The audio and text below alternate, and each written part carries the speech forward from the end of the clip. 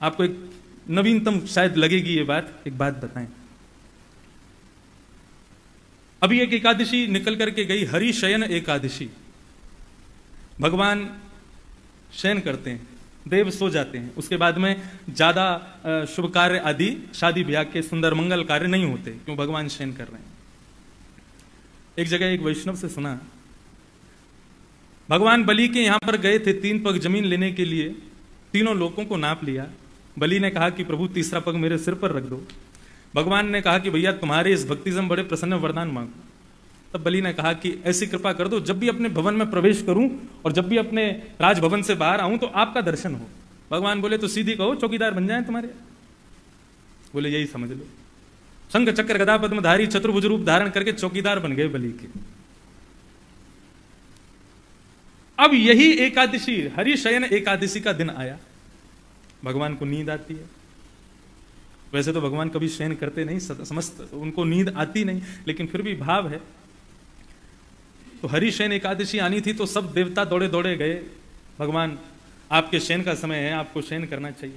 बोले कैसे करें? बलि को हमने कह रखा है कि भैया हम तुम्हारे यहां पहरेदारी करेंगे। क्या करें, कैसे करें? बोले कि मेरे समान कोई बलवान हो तो मैं उसको अपनी जगह पहरेदारी पे छोड़ सकता हूं। तब कैलाश के निवासी त्रिपुंडधारी भगवान शिव को आमंत्रण भेजा। शिव पधारे और शिव ने आकर के नारायण भगवान को प्रणाम किया। जय हो प्रभु, आप शयन में जाइए और देव उत्थान एकादशी शयन करिए, तब तक इस सृष्टि का पालन मैं करूंगा।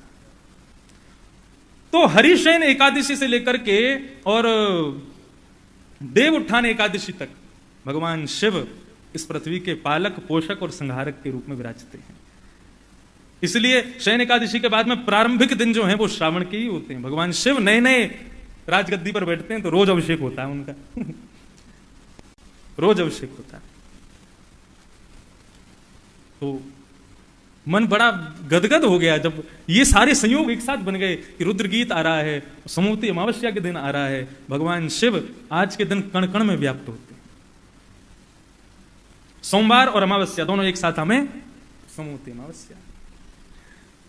तो आज ये सुंदर संयोग बना, रुद्र गीत का हम सब लोग पाठ करेंगे, श्रवण करेंगे। बहुत सुंदर है, कुछ भाव बड़े अच्छे हैं। रुद्र गीत को आज तक किसी ने गाया नहीं, लेकिन आज गुरुदेव की कृपा से मैं उसको थोड़ा बहुत रात में ही 3-4 बजे मैंने सुरबद्ध किया, जैसा बन सका उसको गाने का प्रयास करूंगा।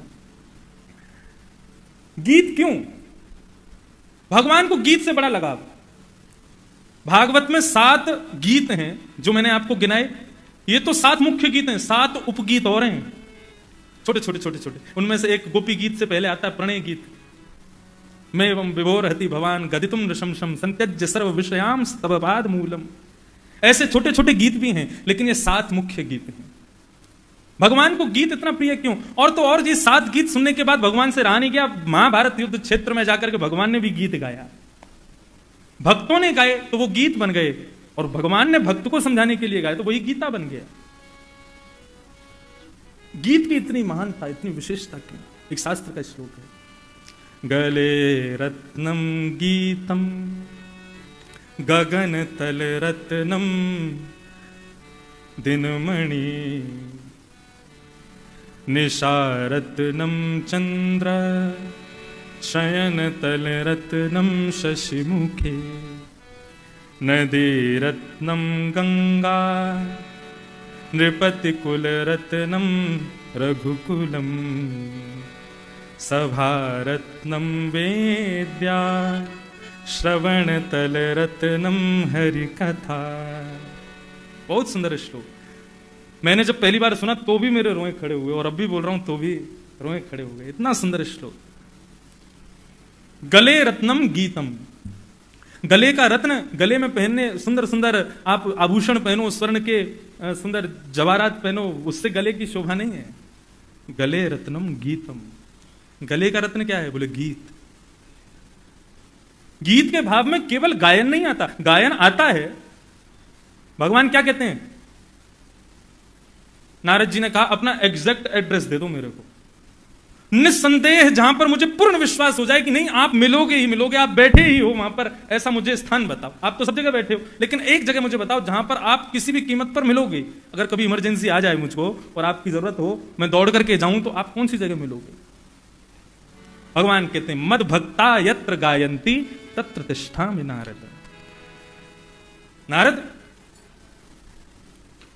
मेरा भक्त जहां मेरा गुणानगान कर रहा हो, मेरी कथा का गान कर रहा हो, मेरे भजन का कीर्तनों का गान कर रहा हो, एक बार को तू वैकुंठ जाएगा, वहां मैं नहीं मिलूंगा।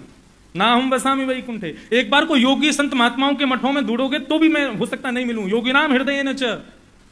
लेकिन हां, 4 भक्त बैठ के मेरा भजन कर रहे हो, मेरी कथा का गान कर रहे हो, कीर्ति का गान कर रहे हो, नारद निस्संदेह भक्ति का चश्मा लगा करके आएगा तो तुझे वहीं मिलूंगा मैं। हो ना हो, हमारी मैया की गोद में बैठे हो लेकिन दिख नहीं रहे, हमारी पीछे मसनत पे दोनों टांग लटका के बैठे हो, दिख ही नहीं रहे। और तो मनीष की गोद में बैठ के तबला बजा रहे हैं, दिख ही नहीं रहे हैं। ब्राह्मणों के बीच में बैठ करके सुंदर नारायण कवच भागवतम का पाठ कर रहे हो, लेकिन दिख ना रहे। हो सकता है पिताजी के कंधे पर और पद्दी पर लटक करके बैठे हो, लेकिन दिख नहीं रहे। विश्वास करोगे ना, तो यहां इस समय श्री गिरधर लाल जी भले ही ऊपर कक्ष में विराज रहे हैं, लेकिन वो अपने अदृश्य रूप से आपके बगल में ही बैठे। कहीं और कहा होता तो नहीं मानता, लेकिन भगवान स्वयं कह रहे हैं मद भक्ता यत्र गायंती तत्र तिष्ठामि नारद। मैं वहां बैठा हूं, निश्चित ही बैठा हूं, उसमें संदेह नहीं है। आप कहेंगे कि महाराज हमारा गला तो अच्छा नहीं है, हमारा गला सुंदर नहीं है, तो इसका मतलब भगवान हमसे कभी नहीं रीझेंगे। गले रत्नम गीतम, तो जरूरी नहीं है कि गले का रत्न गायन से ही होगा। आप सुंदर मृदुभाषी बन सकते हैं, अच्छा बोलो, प्रिय बोलो, या फिर एक बात कहूं, जब बोलो सो हरि कथा, या तो बोलो ही मत, लेकिन जब भी मुख से ये दोनों होठ खुले, जिह्वा बोले, तो कोई सुंदर बात ही निकले। मैं सुनने वाले की 2 चीजें हमारे पूज्य नाना जी कहते थे, आज उनका भी स्मरण, मुझे व्यासपीठ पर बैठाने में बहुत योगदान मेरे पूज्य श्री नाना जी का, पंडित श्री कृष्णलाल शास्त्री जी। मेरा सौभाग्य कि उनकी बड़ी इच्छा थी कि मैं कथा उनको सुनाऊं, लेकिन ऐसा दुर्भाग्य तो नहीं कहूंगा, लेकिन हाँ इतनी तपस्या नहीं थी कि और सुना सकता। केवल एक ही कथा वो द्वारिका की सुन पाए थे। वे कहते थे लाला सदैव ऐसा बोलियो कि सुनवे वारे की या तो आह निकले या फिर वाह निकले, या तो आहा आहा करतो रह जा या वाह वाह करतो रह जा, ऐसो ही बोलियो।